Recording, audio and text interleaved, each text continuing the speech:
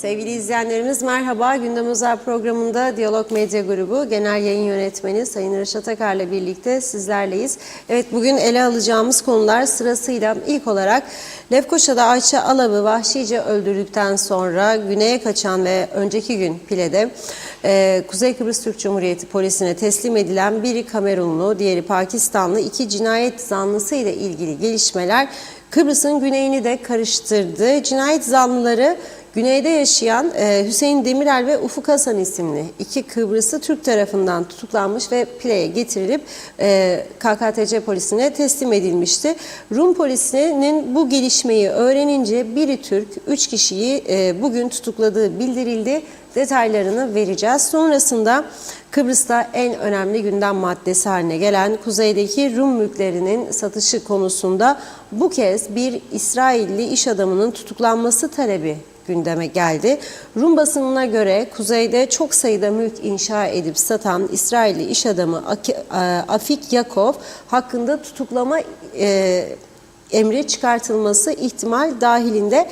Bu arada Diyalog Medya Taşınmaz Mal Komisyonu eski başkanı Ayfer Sait Erkmen'in son 8 yıl içinde Rum mülkleriyle ilgili yapmış olduğu önemli uyarı metinlerini elde ederek bugün sizleri aydınlatacak. Hepsini süremiz el verdiğince dile getireceğiz. Evet, buyurun Reşat Bey. Evet, herkese hayırlı günler dileyerek başlayalım. İnşallah bereketli yağmurlar da devam eder. Buna çok ihtiyacımız var. Çünkü her taraf hastalıktan kırılıyor. Güney Kıbrıs her gün Rum yönetimi halkı aydınlatıyor. Kaç hasta korona teşhisiyle kaç kişi hastanelerde tedavi görüyor? Son durum nedir? Alınan önlemler nedir? Biz tabii bilmeden yaşamaya devam ediyoruz ama bir gerçek var.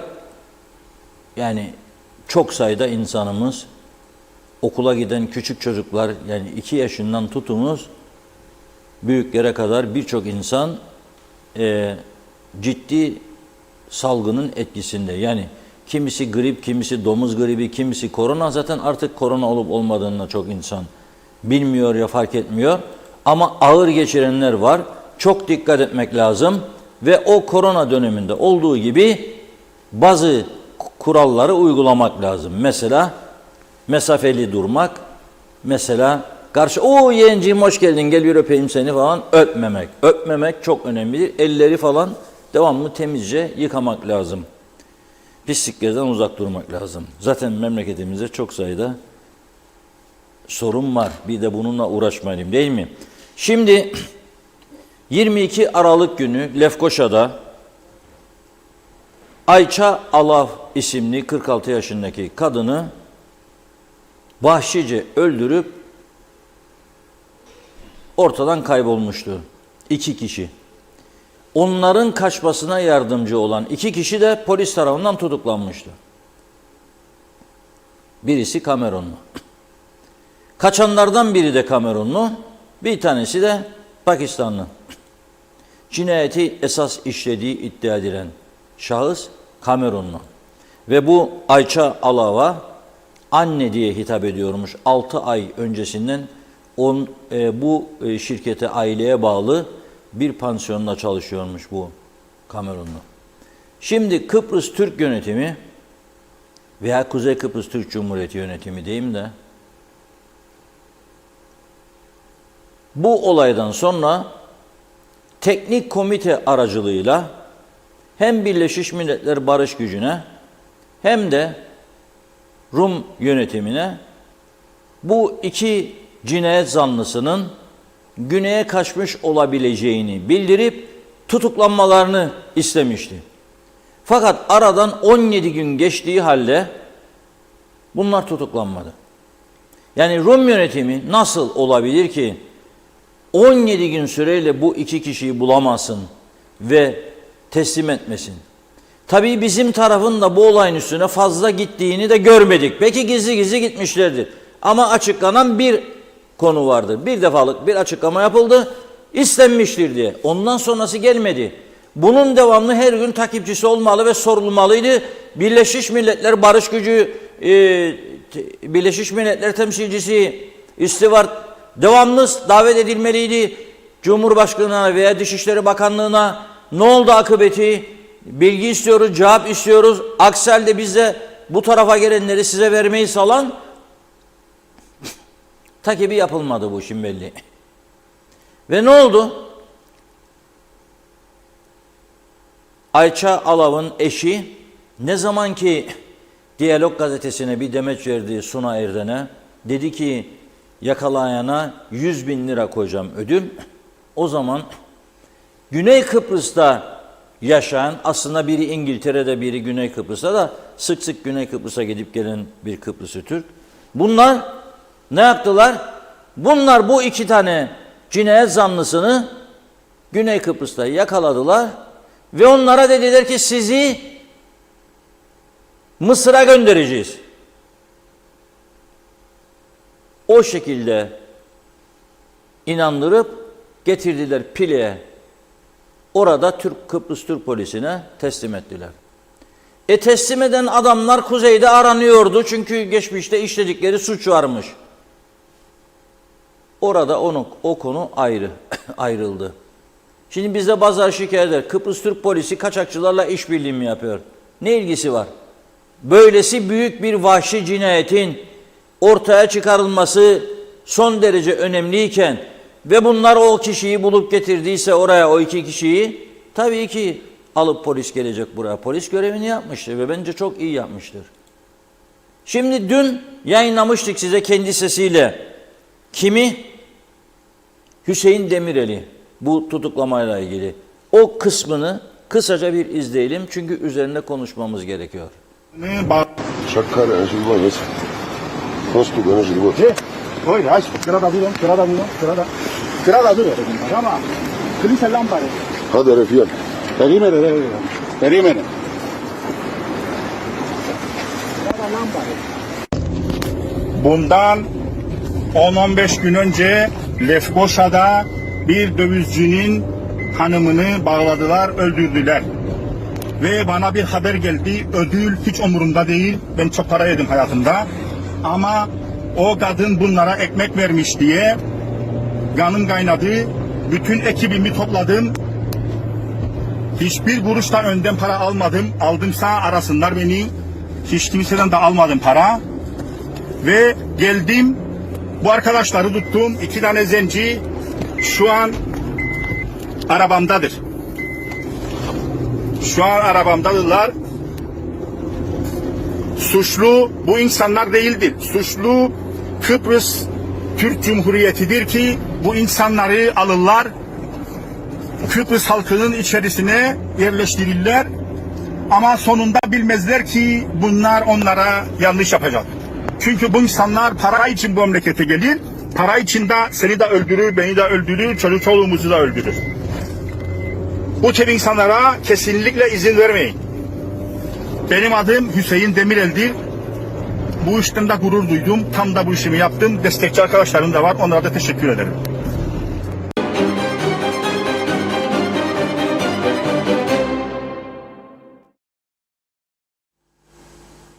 Şimdi benim adım diyor Hüseyin Demirel'dir. Adını da söyleyeceğini kendi kendine ifşa etti. Ötekinin adı da Ufuk Hasan. İngiltere'de yaşadığı için genellikle eskiden kalma, yani soy ismi yoktur. Eskiden baba ismini kullanıyorduk ya.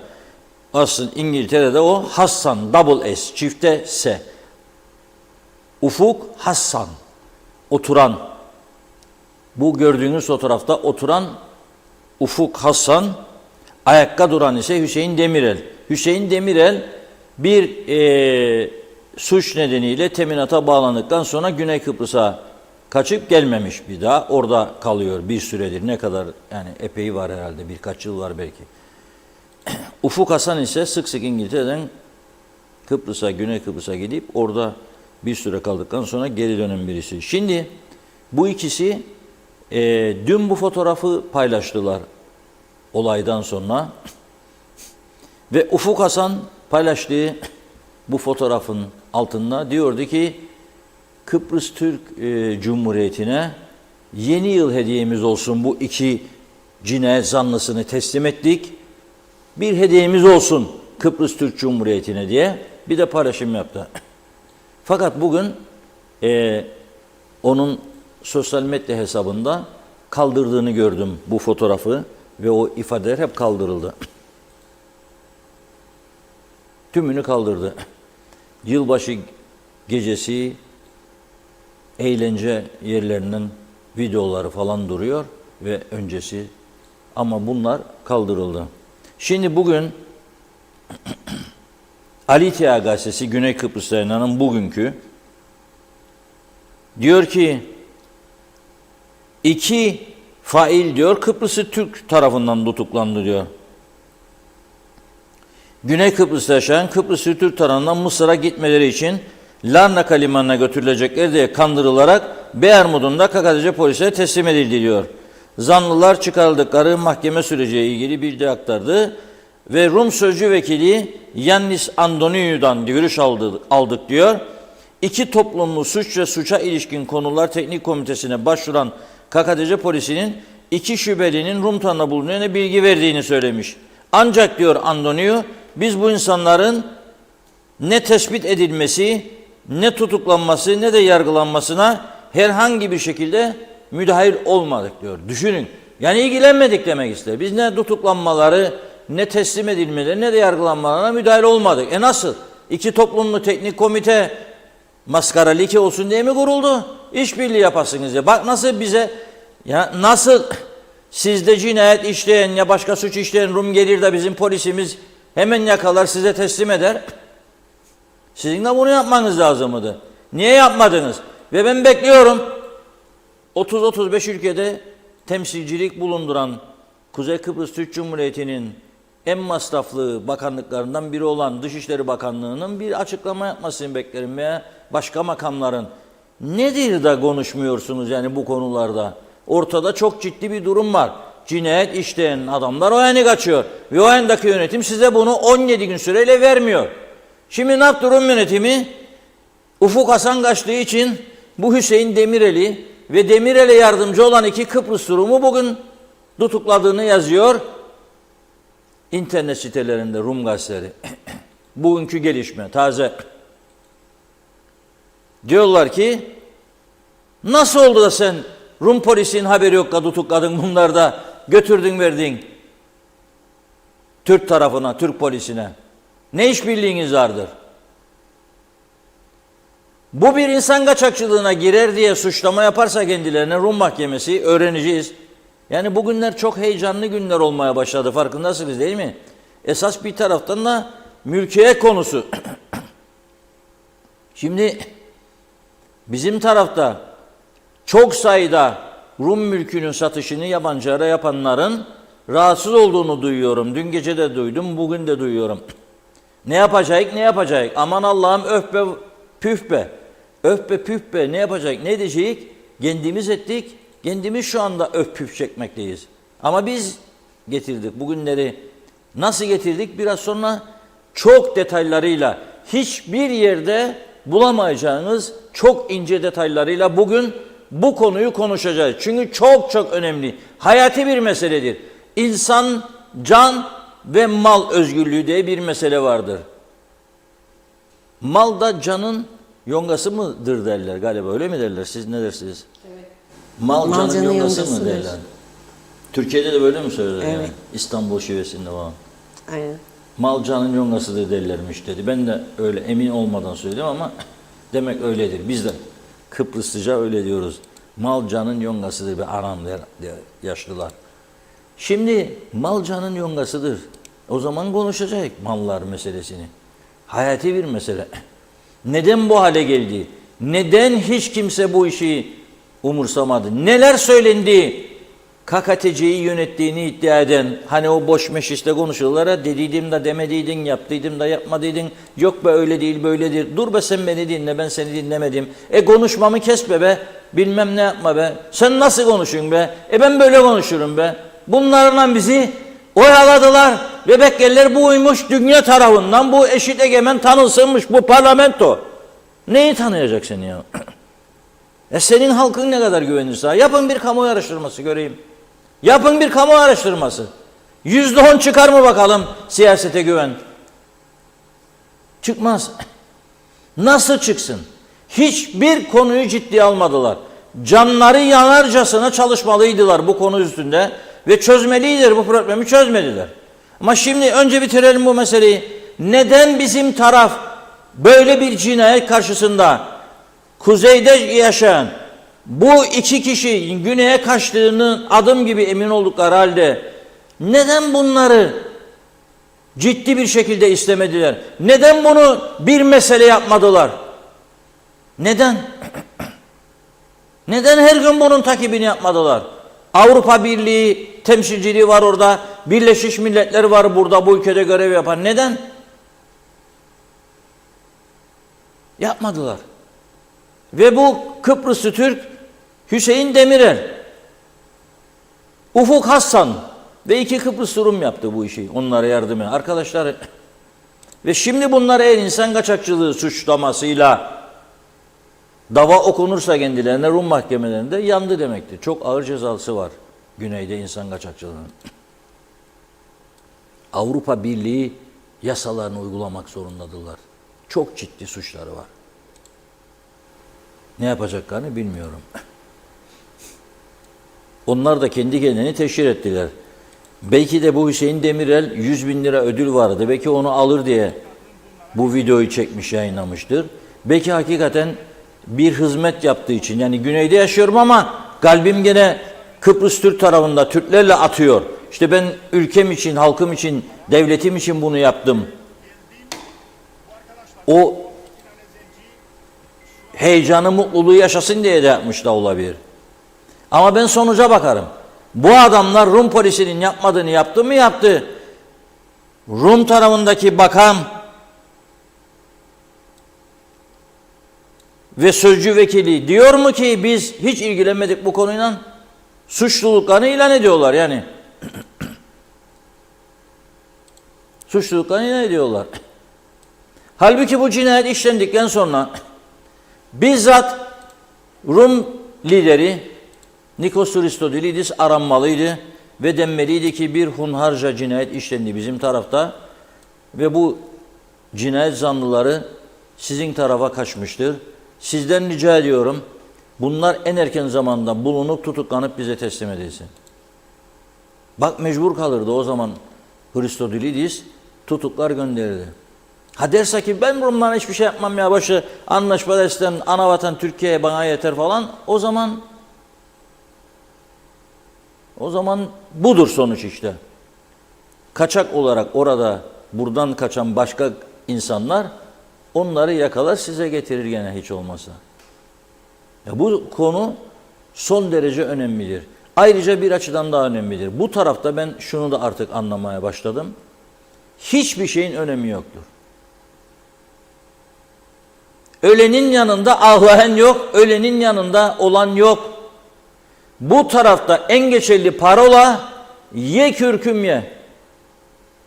Öv beni öveyim seni. Yedir beni yedireyim seni. Böyle bir insanlık olur mu? Bu insanlık katliamıdır ya. Yani bir cinayet oluyorsa, senin vatandaşınsa bu insan, bunu savunmak sonuna kadar senin görevindir. Onun katillerini bulmak senin görevindir. Ne yaptın sen 17 gün?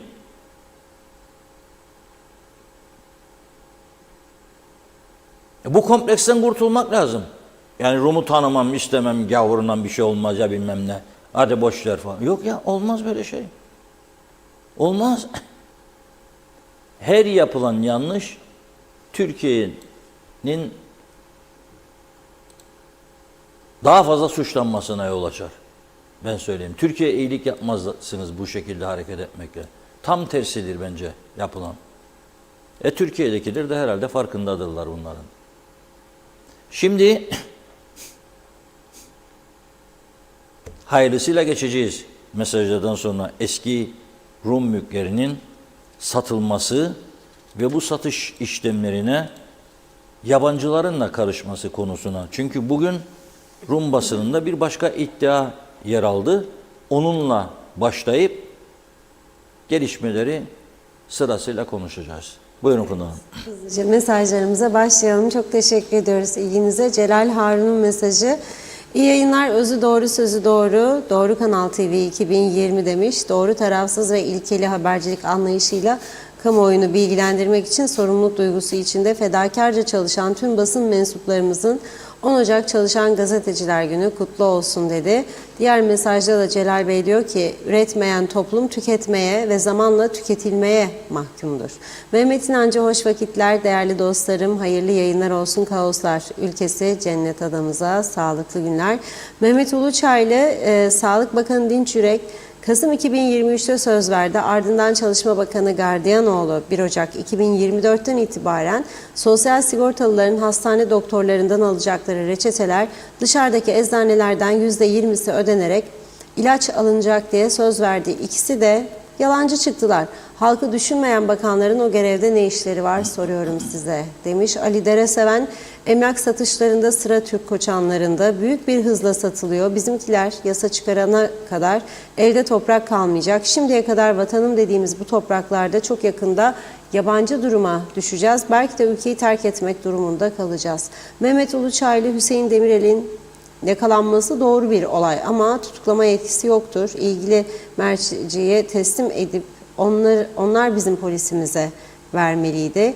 Cengiz Güzelay'da Ufuk Hasan Kıbrıs'ta değil diyor resim eski. Mehmet Uluçaylı bir suçlu başka suçluyu yakalıyor. Peki onu da bir başkası yakalasın demiş. Ercan Eylül Okutan, selamlar. Benim merak ettiğim Hüseyin Demirel 1,5 milyon Rum'un içinde nasıl buldu bu iki zenciyi? Şüphe duydum bu işten. İnşallah başka bir şeyler çıkmaz bu cinayetin soruşturmasından. Vedat Allahkerim, gün geçmiyor. Bu ülkede akıl almaz olaylar yaşanmasın. Ülkeyi talan edenler, bu halkı yok edenler ancak nutuk atmayı biliyorlar. Ülke sorunlarına çözüm asla düşünmezler. Her yer çökmüş bitmiş durumda. Ortalık çevre lağım kokuları aldı başını gidiyor. Hastanelerin durumu ortada. Özelde muayene 1250 lira oldu. Düşünün bu halkın halini. Ali Keleş iyi yayınlar dilemiş. Ali Dereseven, ülke her bakımdan bu kadar çok zor durumdayken tek bir yetkilinin dahi halkı rahatlatma ve gelecek adına tek bir konuşma yapmaması neyin göstergesidir? Turgay Gezen, kim ne derse desin diyor. Hüseyin Demirel'e helal olsun. Bana göre delikanlı adamdır. Vukuatlı olması, Kıbrıs Rum polis güçleri tarafından tutuklanması başka bir şey. Önemli olan bir kadını vahşice öldüren iki caniyi Kuzey Kıbrıs Türk Cumhuriyeti makamlarına teslim etmesidir. Ayrıca videoda söyledikleri çok manidardır demiş Arif Olananlar. Arın Taşarkan, Kıbrıs Türk Atatürkçü Gençlik Hareketi kurucu başkanı, 10 Ocak Emekçi Gazeteciler Günü kutlu olsun diyor. Ulus Barani Reşat Bey, Rum polisinin bu iki kişiyi tutuklaması normal. Çünkü resmen bu iki kişi göz göre göre basın önünde bu iki Nijeryalıyı demiş. Türk tarafına kaçırdılar. Rum polisi bunlara ödül mü verecekti? Ayrıca bu iki Nijeryalı Girne Limanı'ndan kaçacaklardı. Niye Rum tarafına gittiler? Bu çok anormal bir durum. Şerife Turgay Derya iyi yayınlar diliyor. Şenol Tatlıcıoğlu da selamlar demiş. Kaan Adalı, yapmazlar işlerine gelmedi. Kahraman KKTC diye duyulsunlar diye. Ali Cevat, her iki tarafın nasıl işlerine gelirse diyor. Arkadaş para istememiş olabilir. O parayı gazetede çıkınca hemen bulundu, fail bulundu. Bunu anlamadım diyor. İş bitsin, inanamıyorum demiş. Necdet Mavi Gözlü, Kuzey Kıbrıs, Birleşik Afrika, Pakistan Cumhuriyeti, Başkent Lefkoşa'dan iyi yayınlar. Kesin Hüseyin Demirel ve arkadaşları adam kaçırmaktan dolayı tutuklamışlardır bence. Hüseyin Demirel aldıkları ihbarı Rum polisine bildirmeleri gerekiyordu sanırım. Yarın onlar da adam kaçırmaktan dolayı ceza yiyecekler. İnşallah düşündüğüm gibi olmaz diye de eklemiş mesajın sonuna. Yenal Öztürk, hükümet bu katilleri yakalayıp iade eden arkadaşlara yardımcı olsun. Allah onlardan razı olsun. Ellerini taşın altına koydular. Sayar Aker, Göçmenköy Cumhuriyeti'nden selamlar. Dünya bassa halkının umurunda değil. Bu dava öyle geldi böyle gidecek. Güneyden kaçtık, kuzeyde yan yattık demiş Sayar Bey. Bir iki mesaj daha okuyup ara verelim. Şöyle bakayım kaldığımız yere. Mustafa Özcan, anlaşılan teyzinlerin iptali konusunda Erhan Bey'i çok kızdırdılar. Hükümete hodri meydan çekiyor. Bozulur mu hükümet? Merak etmeyin, çamaşır makinesi henüz bozulmadı. Kurultaydan önce herkesin istedikleri tek tek verilir. Kılıfına uydurulur ve hükümet asla bozulmaz. Nazime Nalbant, herkese sevdiklerine selamlar yolladı İskele'den. Bu güzel ülkemi ne zor duruma getirdiler diyor. Bunu yapanlar şimdi mutlular mı soruyorum. Bir tarafta olaylar, bir tarafta pahalılık. Her gün günden gününe iyiye değil de kötüye mi gidiyor? Allah korusun demiş. İyi ki varsınız. Yanal Öztürk, Hüseyin Demirel arkadaşımızın yaptığı çok büyük yürek ister demiş. Helal olsun. Bir iki mesaj daha okuyup ara verelim. Mustafa Özcan, Ayça Alav'ın katillerinin yakalanması konusu hepimiz de bekliyorduk. Katillerin bir an önce yakalanması, adalet teslim edilip en ağır ceza alması değil miydi? Şimdi ne konuşuyoruz? 100.000 lira ödendi mi? Yakalatan şahsın kuzeyde davaları var mı? İnsan kaçakçısı mı? Kime ne demiş? Polis, yargı ortada dururken kime ne? Ne tuhaf, ne dedikoducu bir milletiz. Onun içindir ki ülke sorunlarıyla boğuşmaya devam edeceğiz dedi. Evet, Cengiz Güselay'ı da okuyalım. Sevgili Reşat abi, Ufuk Hasan geçen yıl Kıbrıs'taydı. Bu kaçakların Pile'de saklandığı söyleniyor. Biliyorsunuz Pile'de ne Rum polisi tutuklama yapabilir ne de Türk polisi. Ancak İngiliz militeri üsler polisi tutuklama yapabilirler dedi Cengiz Bey. Daha çok mesajımız var. Devam edeceğiz yine. Buyurun. Evet, şimdi geçiyoruz esas can alıcı meseleye, mülkiyet meselesi. Şimdi bir söz vardır ya, gene bugün atasözleriyle gidiyoruz. Bayram değil, seyran değil, eniştem beni niye öptü diyor. Şimdi bir insanla siz durup durduğu yerde çok samimi olmaya başlarsanız, hiçbir samimiyet yokken şüphe uyandırırsınız. Hadi gel bir öpeyim seni falan diyorsunuz. Nasıl öpeceksin? İlk defa gördüğün adamı ya ikinci defa. Vay canım benim falan özledim. Hiç görüşmedik hayatımızda, neyi özlüyorsun? Bu çok var ama tabii yağcı takımlarında çok olur. Bu ben çok görüyorum. Bazıları yandakına göstermek istiyor seninle iyi dost olduğunu. Halbuki işte hayatında görmedin, tanımıyorsun, bilmiyorsun kim olduğunu falan filan. Neyse, bizde de bir baktık ansızın arka arkaya yayınlar gelmeye başladı. Bu Rumların tutuklama emrinden önce tabii. Türkiye gazeteleri devreye girdi. Manşetler, İsrailliler Filistin'e dönecek, Kıbrıs Türk tarafı, Kuzey Kıbrıs Türk Cumhuriyeti'ni işgal etti İsrailliler, yok ediyorlar, bütün mallara el koydular falan filan filan. Türkiye Dışişleri Bakanı dedi 12. sıradadır ya, onlar orada dedi. Mülk alanlar içinde. Ruslarda kimse, Ruslarda tehlike yoktur, o alamaz. İranlılar da yoktur, alamaz. İngilizler de yoktur, alamaz. İsrailleri alır dediler. Halbuki İsrailliler akıllı adamlardır, iş adamı. Mesela İngiltere'de birçok önemli işletmeler İsraillerindir. Konfeksiyon falan bizim Kıbrıs'ta senelerce dikiş yaptırdılar. İşgal edemediler Kıbrıs'ın kuzeyinde dikiş yaptırırlar diye. 500-600 kişilik fabrikalarda iş para öderlerdi. Burada diktirir adamlar, götürür satardı. İngiltere'de ticarete iyi bilen adamlardır. Akıllı insanlardır. Vatanperverdirler tabii. Şimdi öyle bir yayılım ateşine tuttular ki işte bilmem ne yaptılar, aldılar bu kadar arazi, 25.000 dönüm arazi falan filan. Şimdi bir araştırma yapma gerekti tabii ama ne zaman? Şimdi bugün Rum basını diyor ki bir tutuklama emri de diyor İsrailli iş adamı Afik Yakov'la ilgili gelebilir. Afik Yakov bu adam. Son derece başarılı. Nasıl olduğunu anlatacağım size. Şimdi araştırarak buldum yani ben bunları. Bir bütün bilgileri aktaracağım. Ama bu arada bizde de sosyal medyada falan bir yığın İsrailli insanın adı verildi. Bunları kim verdi? Yani kim kaydediyordu da verdi de yayınlattı? Ne amaçlanıyordu? Ve hemen arkasından avukat Akan Kürşat'ın tutuklanması geldi. Onun arkasından dün Harry Theokrahus diye bir Kıbrıslı Rum Twitter'den bir mesaj paylaştı. Bu Rum eskiden Rum Dışişleri Bakanlığı'nda önemli görevlerde bulunmuş ama şimdi değil tabii. Ve Nikos Christodoulidis'in de çok yakın arkadaşı olarak tanıtıyor kendini Rum liderinin. Dedi ki 9 kişi hakkında da tutuklama emri vardır dedi. Aynı zamanda kuzeye saldırır, Türkiye'ye saldırır, işgal vardır, şu vardır, Rum malları şikayet ediniz en yakın yere ve tutukladın bunları diye. Şimdi ortalık kaynadı. Kimdir bu Rum? Yetkili miydi, değil miydi? Neden bunu söyledi? Ona kim söyletti? Herhalde kendi başına Yazmadı bunları birileri. Buna bir bilgi verdi Dışişleri Bakanlığı'ndaki arkadaşları. Şimdi önemli olan dün akşam saatlerinde bir arkadaş vasıtasıyla öğrendim. Altında bir yığın yorum varmış bunun Twitter'deki paylaşımının. Çok sayıda Türk de var. Ama bir tanesi hani bu Türkiye'ye laf söylediği bilmem ne Türkiye falan da tutuklandı sonra serbest bırakıldığı modacı Barbaros Şansal. Altında şöyle yazıyor.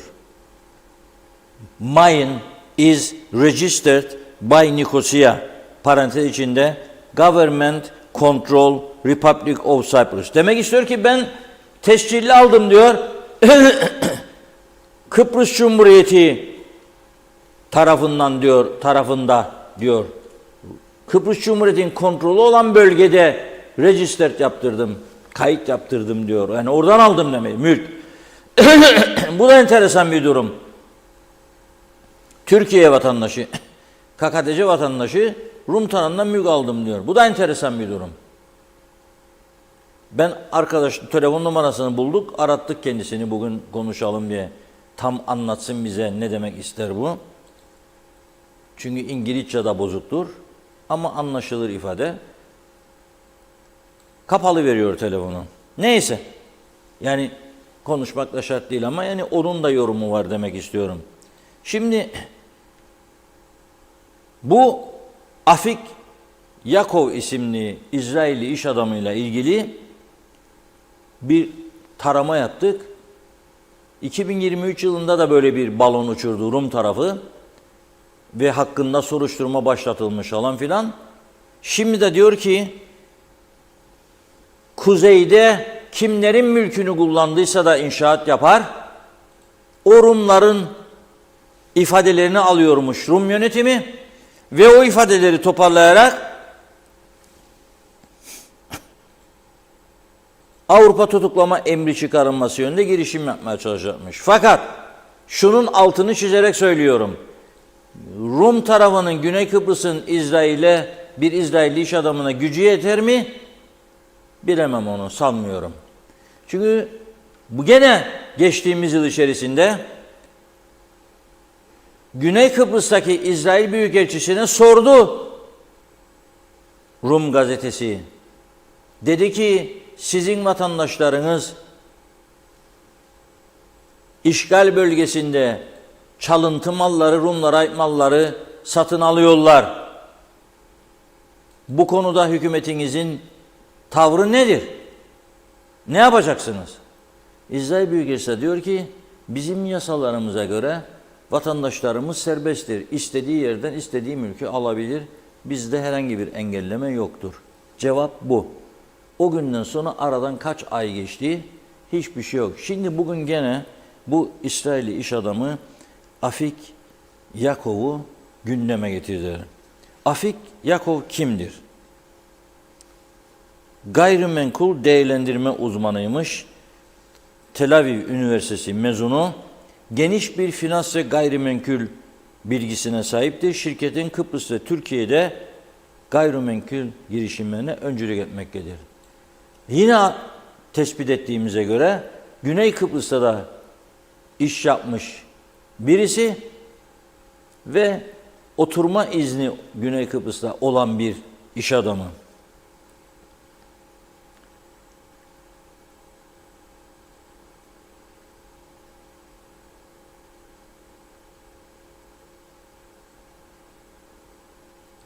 İnternete girerseniz Afik Grup diye İngilizcesini yazacaksınız tabii. Afik Grup yazacaksınız. Orada bulursunuz kendisini. 2006 yılından beri yani 18 yıldan beri Afik Grubun CEO'su ve yöneticisi olarak geçiyor adı. Neler yapmış Kıbrıs'ın kuzeyinde?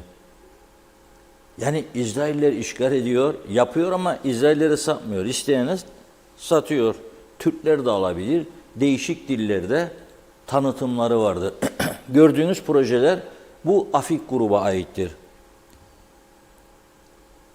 Mesela bir tanesi İskele bölgesinde Sezar Resort 5700 konutluk bir proje. Bunun 5000 konutunu inşa etmiş ve satmış.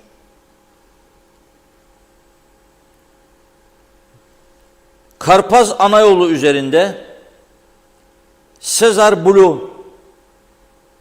kompleksi 1600 apartman dairesi, 72 villa projesi, Aqua Parkı ile deniz kenarında lüks bir ev hayali gerçekleştirmek isteyenler bu fırsatı kaçırmasın diyor. Esnek ödeme planı, %30 depozito. Gene aynı grubun Karpaz Anayolu üzerinde Sezar Palm Jumeirah 516 konut. Yaşam ve eğlence için tasarlanmış lüks ve etkileyici bir konut kompleksidir diyor. Bu çarpıcı proje en üst düzeyde rahatlama deneyimi için her binada bulunan sonsuzluk havuzunun yanı sıra oldukça etkileyici ve benzersiz palmiye şeklindeki havuzuyla dikkatleri üzerine çekmektedir diyor. Gene aynı şirkete ait Karpaz Anayolu Blue Line Villas 92 tane lüks modern villa inşaatı. Yine aynı şirketin yaptığı projeler. Sezar Cliff 280 konut Esentepe bölgesinde.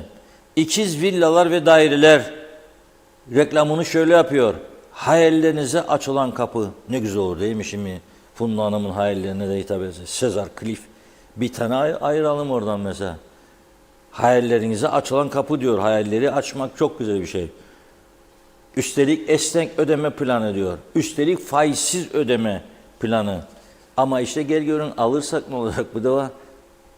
Tutuklama emri çıkarırlar. Madem şimdi zor. Korku verdiler. İsrail'e bir şey yapamayacaklar, göreceksiniz. Sezar Bay kompleksi Datlısu'da 50 adet 5 yıla kadar konut kredisi. Şimdi bu adam, bu Afik Yakov bu kadar çok inşaat yapıyor kuzeyde. Baktı gördü ki ilgi var. 40 binin üzerinde Rus gelmiş 2023 yılında. Forever Tiarensi'ye 40 binin üzerinde Rus geldi. Akıllı Yahudi geldi. Adam dedi dur bakalım. Bunlar nerede oturacak? Ev yok. Geldi aldı arazileri. Kaç para istedin Süleyman sen dedi. Sürünün mü dedi. Ağzın kokuyor açlıktan, çocuklar kaldı falan. Al dedi 2 milyon sterlin. Bizim Süleyman'ın kulaklar çatladı. Oynaya oynaya. 2 milyon sterlin rüyasına görse inanmaz diye. 200 bine satamadı yıllarca. Sattı aldı yaptı adam satar. Tanıtımı, pazarlaması falan mükemmel. Öyle sitesi var. İnanılmaz. Tabii bu arada bizim yerli müteahhitler de parladı o bölgede. Zaten benim aldığım bilgiye göre 5 tane 6 tane müteahhitlik şirketidir bu işleri götüren orada. Tümü de servetlerini oldukça yükselttiler. Onlarla ilgili ne olacak bilemem. Şimdi enteresan durum burada nedir? Enteresan durum. Neden bizim taraf buradan ve Türkiye'den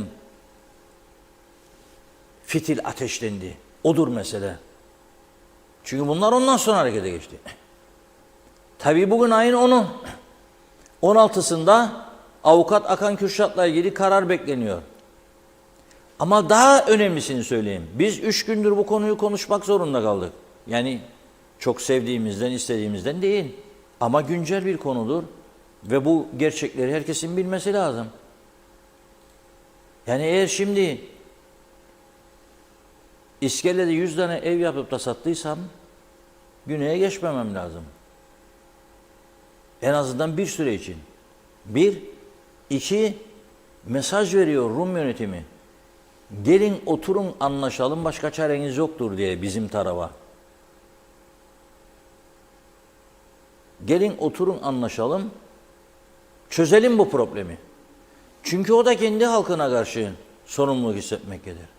Gene biliyorum Bazar diyor ki biz o anda 103 köyümüz 63, 74, 74'ten sonra bıraktık, kaçtık her şeyimizi, malımızı, mülkümüzü kaçtır ama.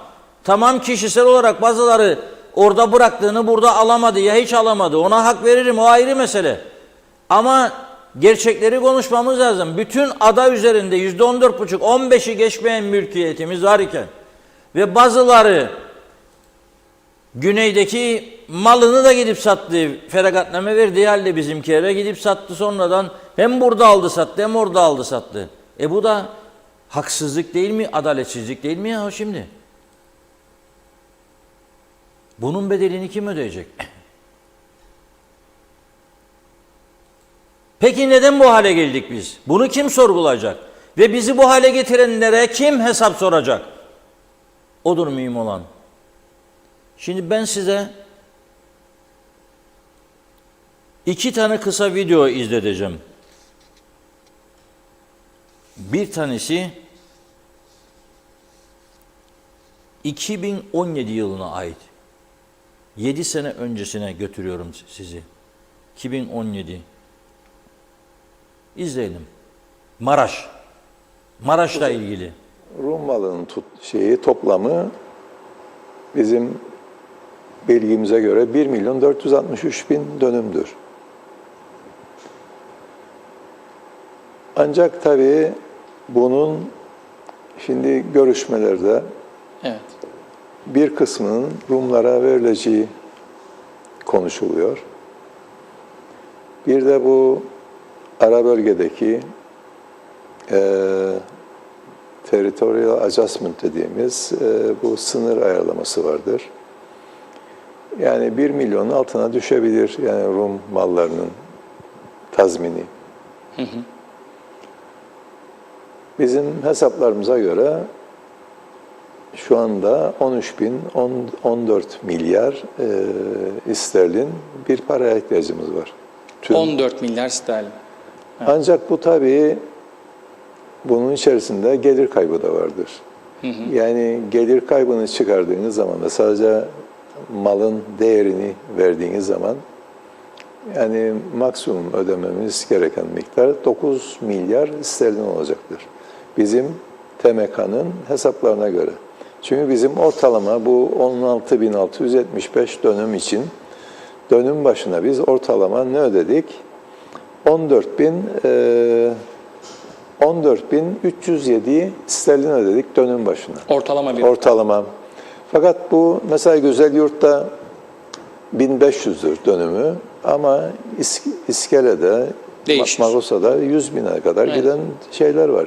Yirne'de özellikle falan. Böyle bir durum vardı. Yani metrekare başına ortalama 10.7 sterlin ödedik. Bizim hesabımıza göre.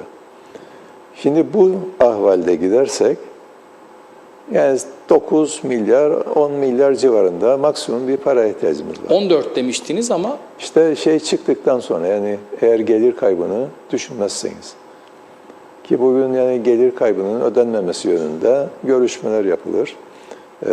Gelir kaybı derken yani 74'ten bu yana bıraktığımız, bırakılan daha doğrusu mesela adamın fabrikası var.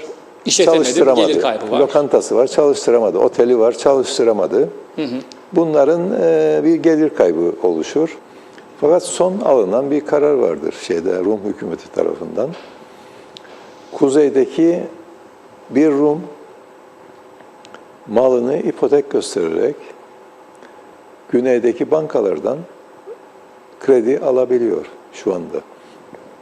Yani banka kuzeye bir muhammin dediğimiz, asesör dediğimiz bir kişiyi gönderip etraftaki mallar dikkate alınarak işte buna da comparable sales diyoruz biz buna. Yani mukayese ile bir fiyat tespit ediliyor ve bu fiyat ipotek olarak bankaya, güneydeki bir bankaya veriliyor ve adam kredisini alabiliyor şu anda. Bir de ikinci bir husus, bir şirket türemiş güneyde, bütün kuzeydeki Rum mallarını satın almak istiyor. Yani tek elden. Hatta son bu Ahilias Dimitriadis diye bir avukat vardır. Hükümete bir öneride bulundu. Dedi ki bütün kuzeydeki Rum mallarını Rum hükümeti satın alsın. Ben diyor bir mal bıraktım güneyde diyor. Aynını diyor aldım buraya. Yani aynı değerde bir malı aldım diyor. benim malım da değer kazanıyor Rum tarafında diyor falan, böyle iddialar da vardır. Fakat Türkiye, ben yani katıldım, Hazine Başkanı geldi buraya hukukçularla. Türkiye'den. Türkiye'den. Ben görüştüm yani kendileriyle. Yani gayet ısrarcıdılar. Hatta onlar %50-60'tan bahsettilerdi bir ara. Evet. %15'lere. Biz %15'lere, son Ankara'da yapılan bir toplantıda galiba %15'e, hatta denmiş Ankara'da 1/3'ünü siz ödeyin, 2'sini de Türkiye ödesin falan diye böyle bir öneride bulunmuş Türk hükümeti.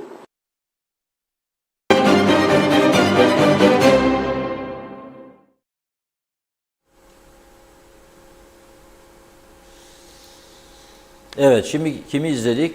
Taşınmaz Mal Komisyonu'nun eski başkanı Ayfer Said Erkmen'in 2017 29 Ağustos 2017 yılında bizim televizyonumuzda, Mert Özdeş arkadaşımız o zaman bizde çalışıyordu, onun programında söylediklerini izledik. 10 milyar sterlin diyor. 13 ama diyor o 3 diyor kullanma şeydi. Zaten ödenmeyecek, yani kullanılmadı çünkü zaten Maraş'taki yerler öyle atıldırdı. Kullanım kaybı, yani kullanamadıklarından dolayı kayıpları. Ama sen ona gerçek parasını ver, bu iş bitsin diyor. Bütün Maraş'ın Türk tapusu olması için imkan vardı diyor. 10 milyar sterline bizim olurdu diyor. 2010 yılından itibaren diyor, bu şeyin devamında, Rumlar tarafından diyor bize 6337 başvuru yapıldı. 1029'unu çözdük diyor. 168'i geri çekildi. 861 davanın tazminatı için 177 milyon sterlin ödendi diyor. Ve 12.413 dönüm arazi Türkleştirildi. Kuzey Kıbrıs'taki Rum taşınmazlarının toplamı 1.463.000 dönümdür diyor Ayfer Said Erkmen. Kuzeydeki tüm Rum mülklerinin, bu çok önemli bir bilgidir. Bunu herkesin bir yere not etmesinde fayda var. 1.463.000 dönümdür. Hani 25.000 dönüm sattık da yok ettiler, aldılar da Filistin oluyoruz diyenler özellikle. 1.463.000'dir.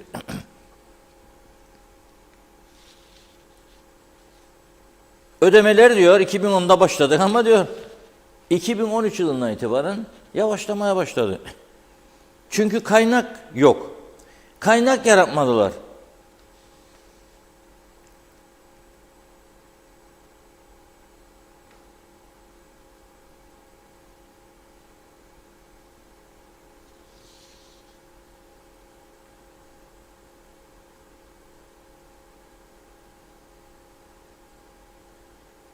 ...1974'te harekat öncesinde 117 otel faaliyet gösteriyordu diyor. Bunların 103'ü Rumlara, 14'ü de Türklere aitti diyor. Fakat 2013'te itibaren biz bu davaları ilerletemedik diyor. 2017 yılında 5 Haziran 2017'de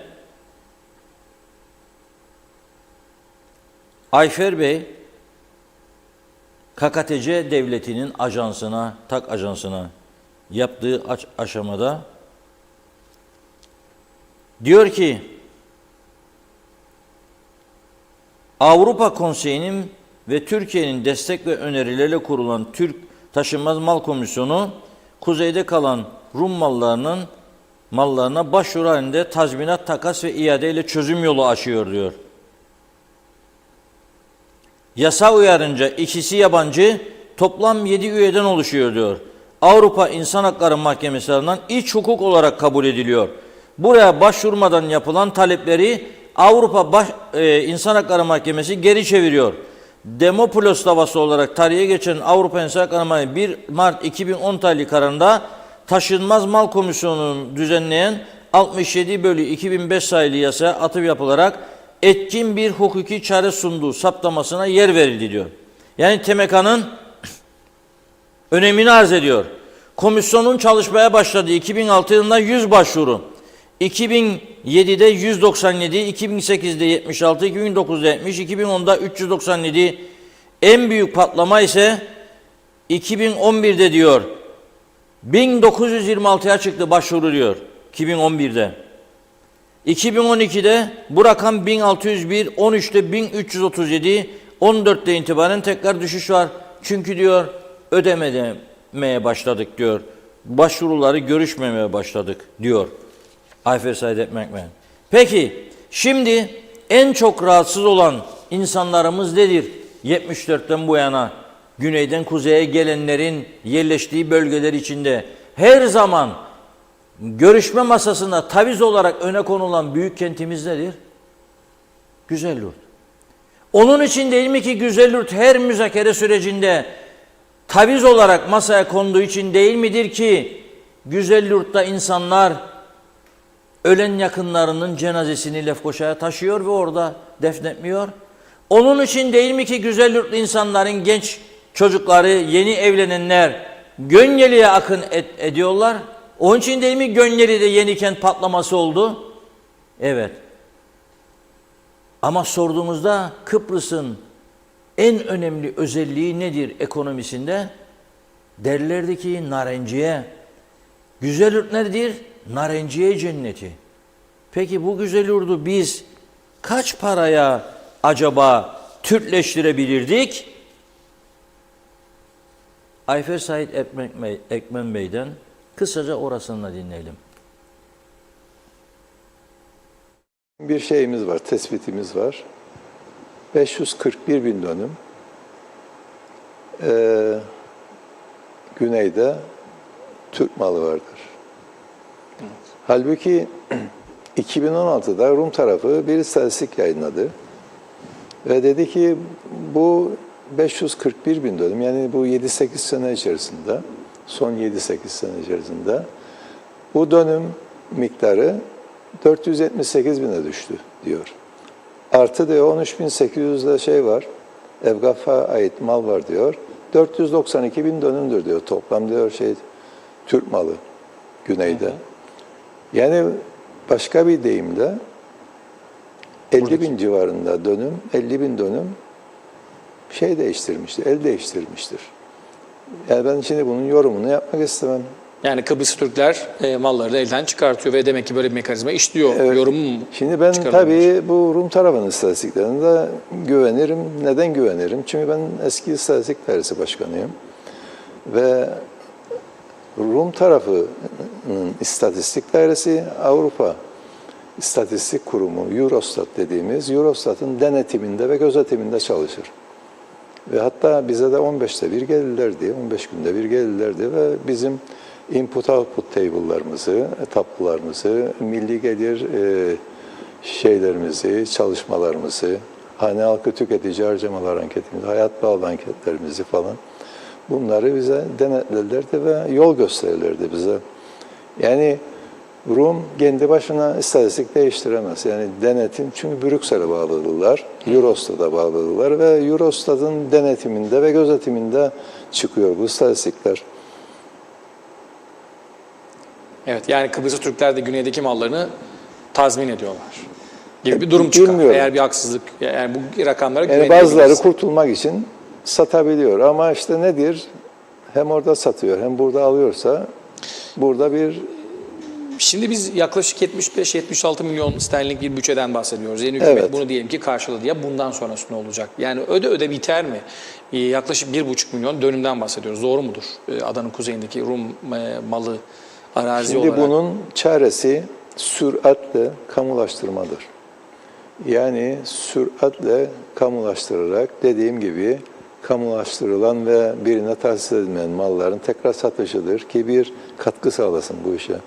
bir de şerefiye vergisidir, bir de 13 Taksim 2008 tahtında bu yasanın işletilmesidir.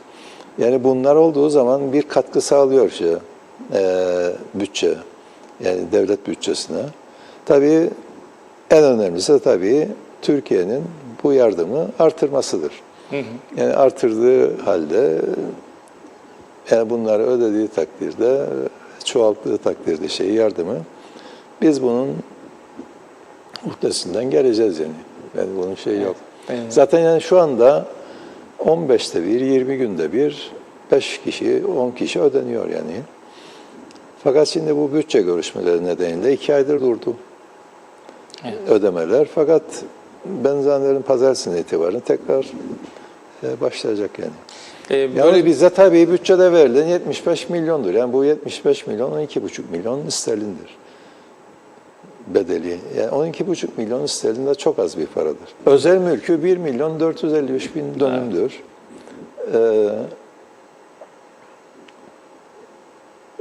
Tabii biz bunu şu andaki müracaat, ben yine bir hesap yaptırdım. 1 milyon fark gibi bir durum var. Yani şu anda 6.413-14 var, müracaat var bize. Yani bunların toplamı normalde bu 1 milyon 453 binin %8'ini karşılar sadece.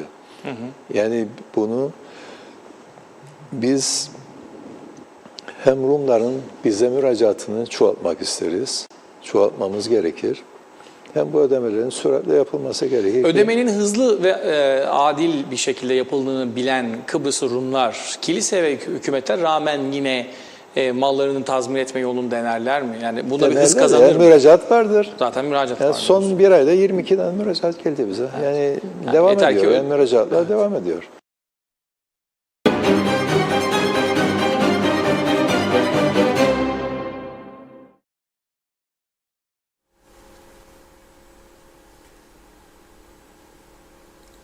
Evet, 2018 tarihinde Ayfer Said Ekmen bunları söylüyor. Güzelyurt'un tamamı Türkleşebilirdi. Nasıl? Az bir parayla.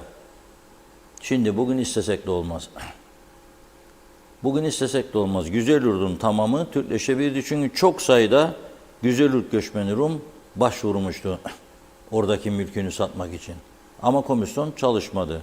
Ve yine söylediğine göre Türkiye'den gelen giden uzmanlar en son görüşmede 3'te 2'sini biz verelim diyor Ankara, 3'te 1'ini siz verin. Şimdi bazı özelden de yazan var izleyicilerimiz. Bazıları diyor ki bu İsrailli iş adamı yaptı buraları diyor ama kanalizasyon yok, arıtma yok. İnsanların dışkıları bölgede gezer. Biz bunları defalarca yayınladık. İsim bilmeden kimin olduğu, olmadığı bizi hiç ilgilendirmez. İster İsrailli iş adamı olur, ister Türk olur, ister Alman olur, ister Rus olur. Ama bu mülkler orada kim ise oturan içerisinde kazıklanmış görür kendisini. Çünkü olmaz yani böyle bir hayat. İnsan dışkılarına basarak yürüsün insanlar. Kuyular çekmiyor, doluyor, arıtma yok, kanalizasyon yok. Ama bunun sorumluluğu kimdedir? Bu inşaat izinlerini verenlerde değil midir? Arıtma şartı getirmeden, kanalizasyon şartı getirmeden bu izinlerin verilmesi değil midir esas sorumlu olan? Ha bu arada kimse de kendini öyle büyük milliyetçi, vatanperver falan bayraklarla bu işlerin üstüne temelsiz savunmalara kalkışmasın. Kimse kimseyi de bilmez öyle bildiği gibi. Kimse kimseyi de bilmez. Kimse kimseden de daha fazla milliyetçi değildir, olamaz da.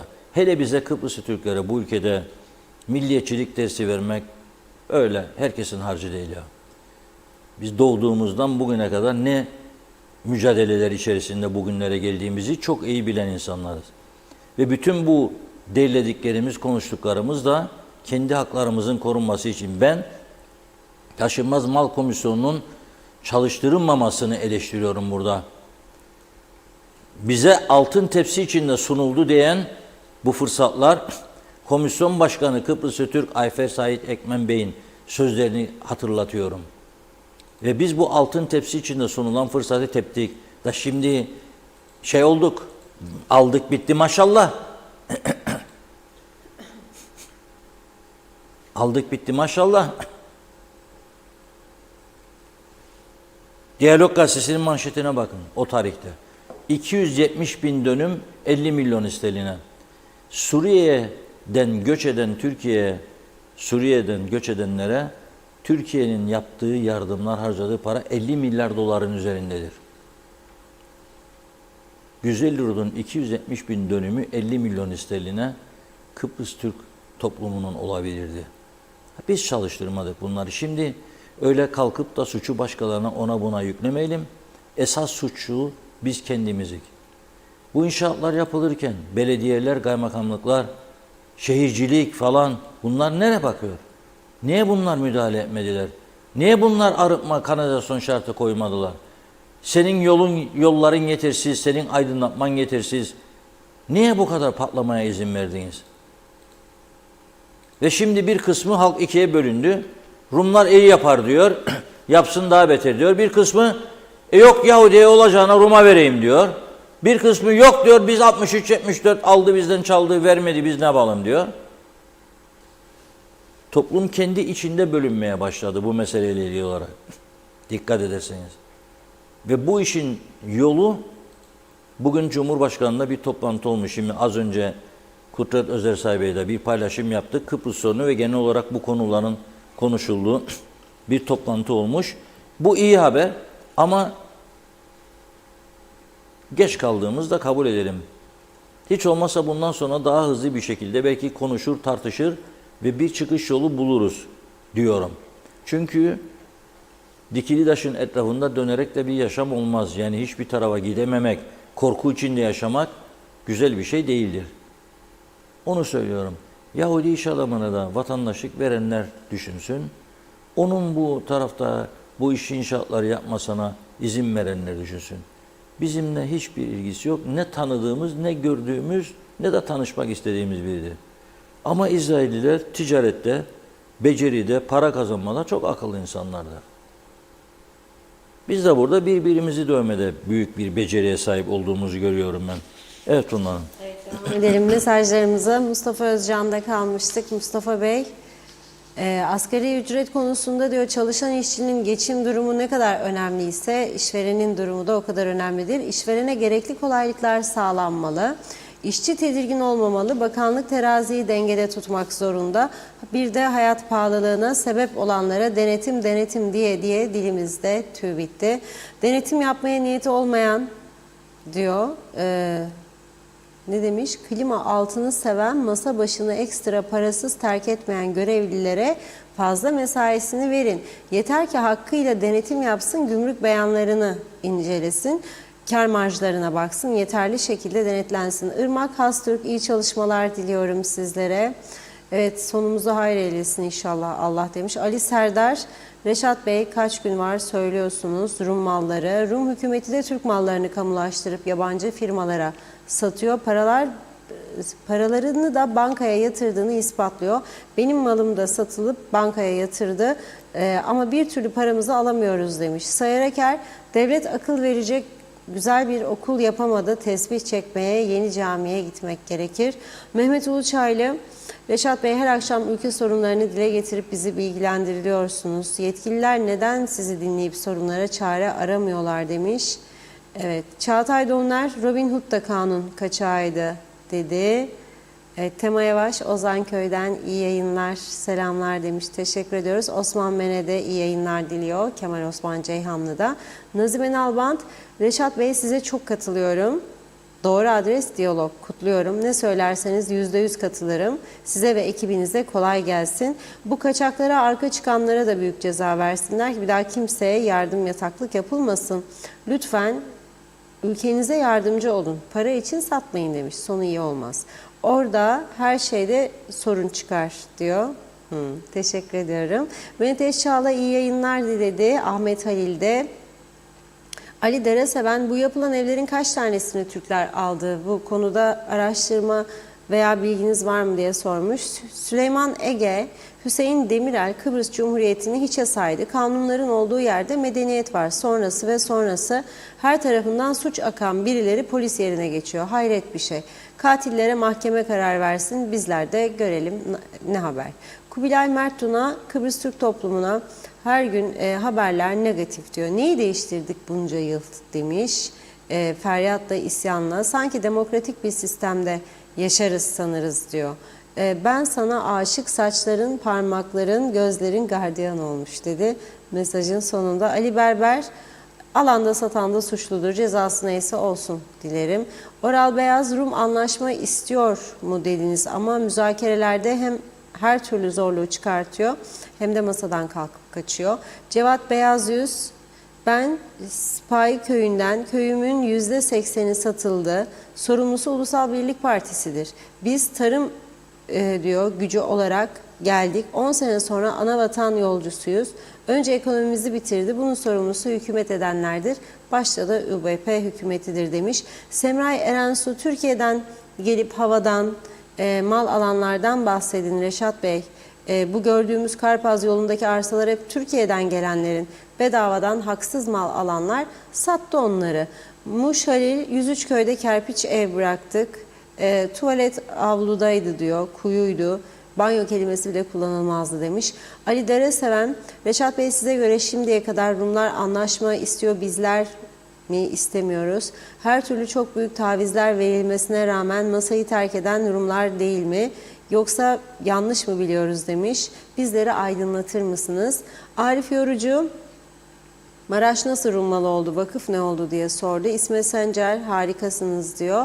Hatay Bolat, ana hep bizim Kuzey Kıbrıs Türk Cumhuriyeti'ne geçtiğimiz günden bu yana bize hükümetçilik yapanlar, bunlara diyor işletme izni olarak verselerdi parasıyla, imara herhalde, şimdi diyor sıkışmazdık diyor.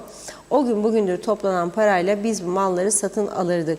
Yok vereceğim, çevrene de malı olmayanlara da mal edenlere sattıracaksınız. Bu yönetimin hep beceriksizliğinden oldu. Bunlar malı olmayanlara mal verildi diyor. Bunları da belirtirseniz bütün sorun burada bitiyor Reşat Bey demiş.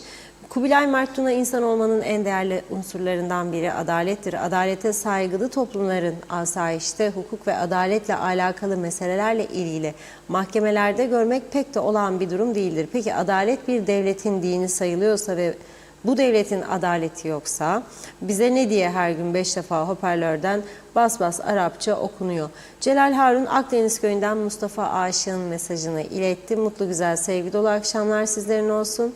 Değerli komşularım, dostlarım, sevdiklerinizle birlikte gönlünüzce sağlıklı bir akşam geçirmeniz dileğiyle Akdeniz Köyü'nden selamlar, sevgiler. Arif Mustafa Cüce iş işten geçmiş ancak eyvah diyebiliyoruz. Mal Tanzim Komisyonu neden çalıştırılmadı? Mehmet Uluçaylı, Reşat Bey biz Kıbrıslı Türkler güneydeki malımıza nasıl müracaat edeceğiz? Mal Tazmin Komisyonu'na başvurabilir miyiz diye sormuş o da. Ali Berber, bu Yahudi acaba ne kadar vergi verdi diye soruyor o da.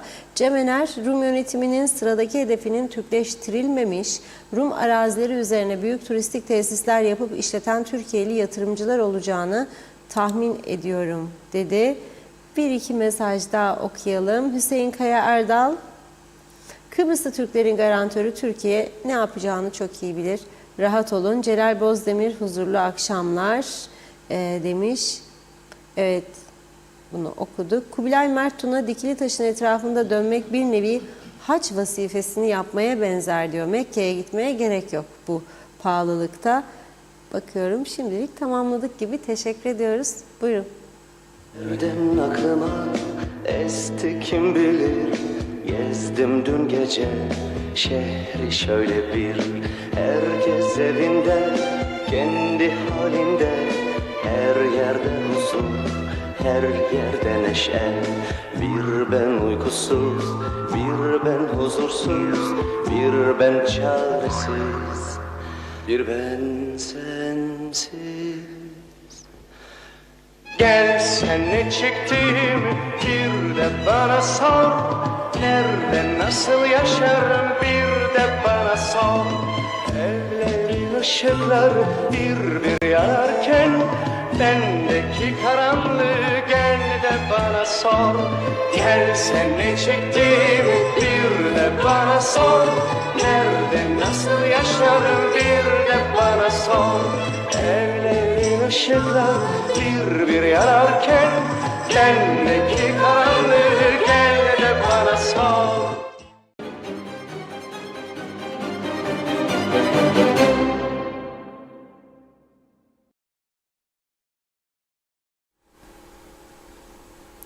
Evet, şimdi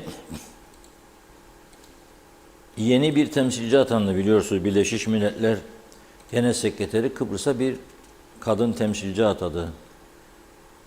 Bayan Koyer, New York'tan başlayıp ziyaretlerine yavaş yavaş adaya gelecek. Tabii planlı programlı ilerler onlar. Hemen Kıbrıs'a gelmezler.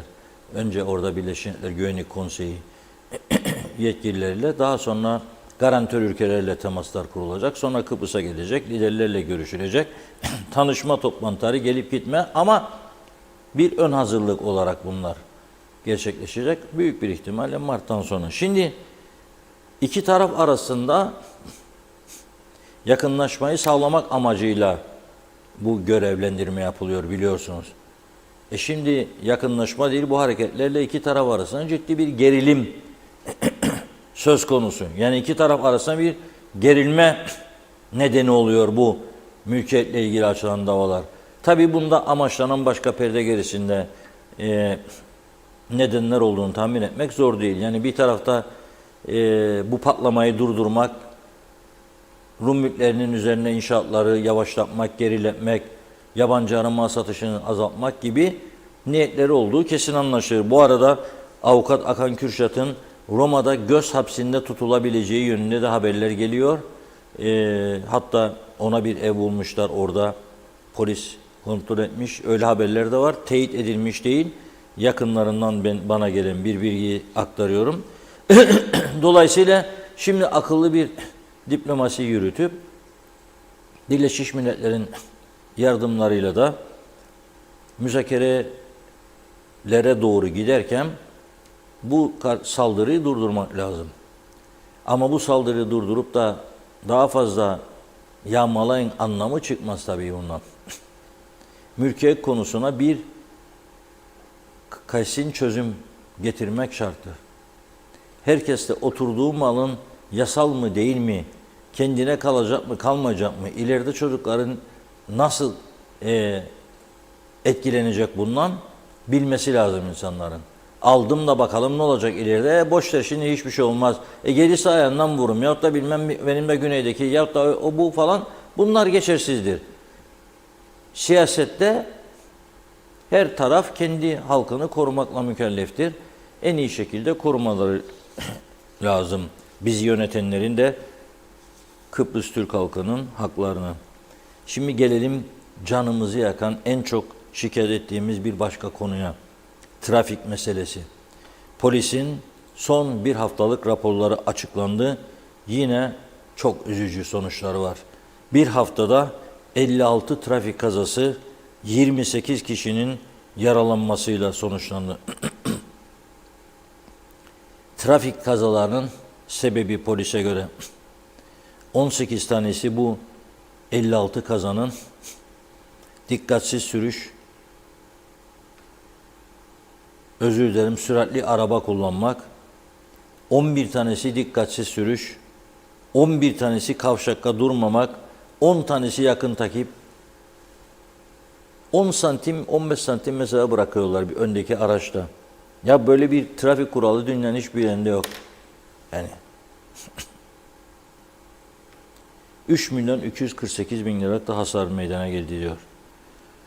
Ve bu süre içerisinde 1 Ocak 7 Ocak döneminde trafik kontrollerinde 3.388 araç kontrol edildi diyor polis. 3.388 araçtan 13.618 araç kontrol edildi. 13.618 araçtan 3.388'ine ceza kesildi. Maşallah. Olamaz böyle bir şey. Dörtte birinde üzerine çıktı. 13.618'den 3.388 araç raporu edildi. Bu 3.388'in 781'i sürat.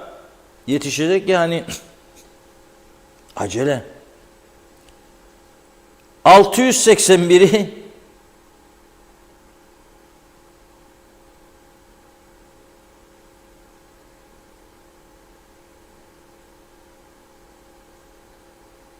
mobil araçla tespit edilmiş.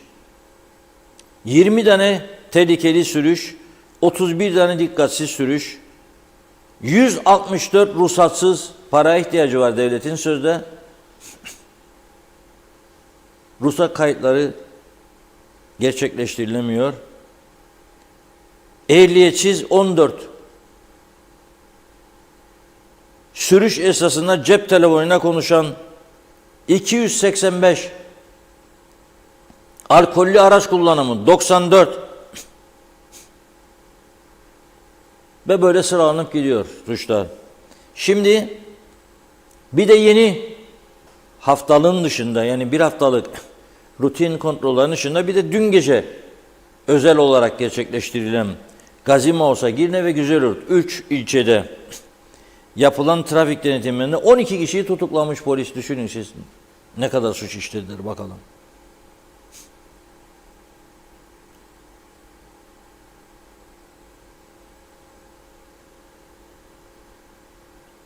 İkamet izinsiz de 12 kişi tutuklanmış.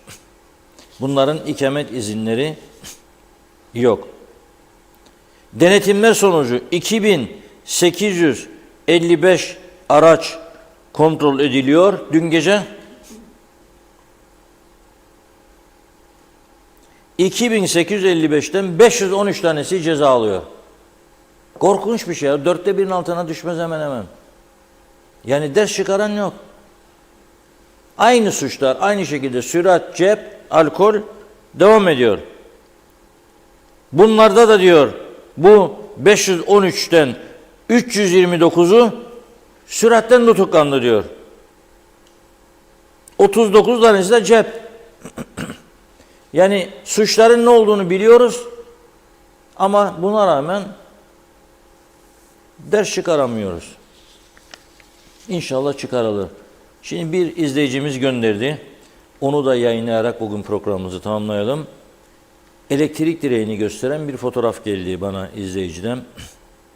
Evimin önündeki elektrik direği diyor. Ağaç dalları sardı diyor. Yapraklardan da görüldüğü gibi elektrik atlama yapıyor diyor. Yapraklar yanık.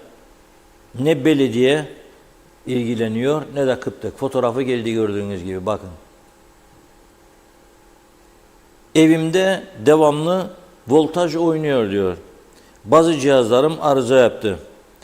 Burası Boğazköy'de Yüksektepe sokak. Gördüğünüz gibi ağaç telleri sarmış vaziyette.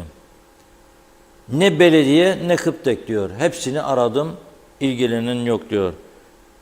Faciaya davetiyedir. Ve şöyle devam ediyor. Kıptek diyor özelleştirilirse en başta ben destek vereceğim diyor. Evet, bunun gibi çok bölge var. Bu bir örnek olsun diye bu izleyicimizin isteğini yerine getirdik, verdik. Ve bugün Ömer Kadiroğlu'nun röportajları vardı, yayınlayamadık. Yarına bırakıyoruz yoğunluktan dolayı.